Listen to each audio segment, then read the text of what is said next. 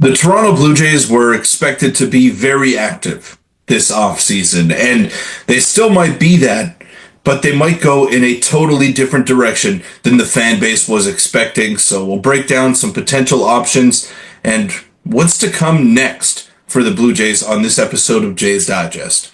Welcome in, everybody, to Jays Digest. I'm your host, Peter Briones, alongside host Nick Goss. And before we get into it, Happy New Year to each and every one of you. Don't know what time you're going to be watching this at, but if it's in 2025, then Happy New Year to you guys, and all the best to each and every one of our viewers and listeners and everyone who takes time to comment.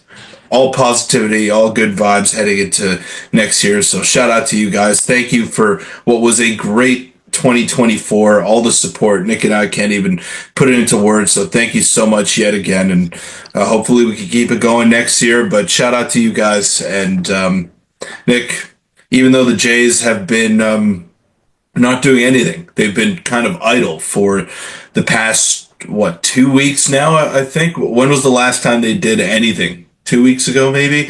So it's been rough, and you guys have been keeping up with the content, so we appreciate that. But I truly don't know what direction this team is going to head in. And that was one of my major complaints on the last time I was on here, Nick. It's that they don't have a direction, and they're kind of in this middle ground right now where their best players are going to be free agents after this season, and they don't have any prospects coming up that I'm inherently excited about. So for that reason, it seems like a rebuild is kind of written on the wall, but I really don't know here. Yeah, there's a very interesting report that came out this morning, and it's surrounding a Korean prospect. You can see it right here. So HA-SEONG Kim, not to be mistaken with the one on the Padres who is an MLB player. This is a prospect from the KBO League, and he has an offer from the Toronto Blue Jays. And this is interesting as it has some serious implications here surrounding Bo Bichette and his future in Toronto as well. So you can see the Jays reportedly have contract offer to Korean infielder HA-SEONG Kim. It's unclear exactly what the role would be, but he is a highly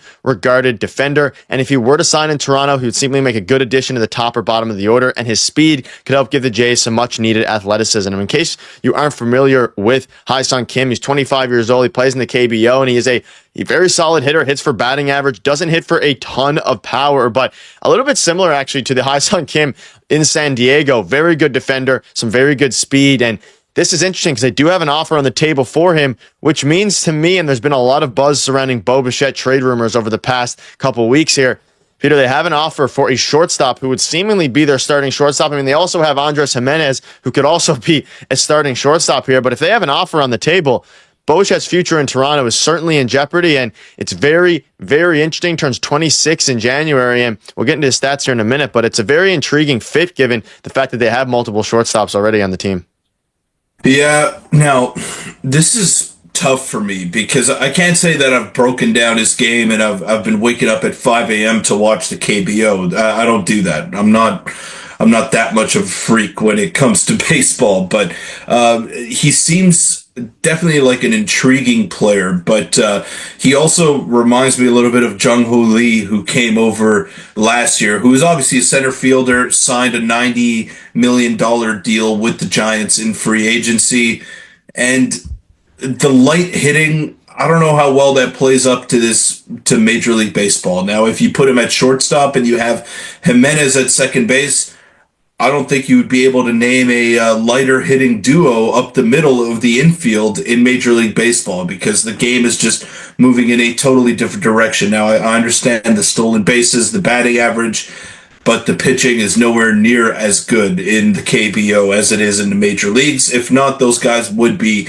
in the major leagues. The money is better. They have more opportunities in the MLB. So we can't really look into those numbers too deeply. And I see a lot of 300 batting averages. I see a lot of 30 plus stolen bases. That's all fine. But Jung-Ho Lee is not putting up the same numbers that he put up in the KBO, and nor is any player really that has come over from that league. So it's one thing to have success there, but it's not dominant to the point where you have to start paying attention to this guy. I don't know what the contract looks like. Maybe it's something that's a lot more digestible than the Jung-Ho Lee contract that ended up being 5 years, $90 million. But light hitting guys. I think the fan base has had enough of that. I think we've had enough of that. And defense and speed, they could only win you so many games, but you got to be able to drive the ball out of the ballpark. And I'm not saying to not explore other options beyond Bo Bichette, but I don't know if this is the answer either. Yeah, it's interesting. I don't mind the player. You see he put up 46 stolen bases in 2021, 30 stolen bases. He'll give you something that the Jays don't have, but also they don't necessarily need a light hitting infielder. But now that begs the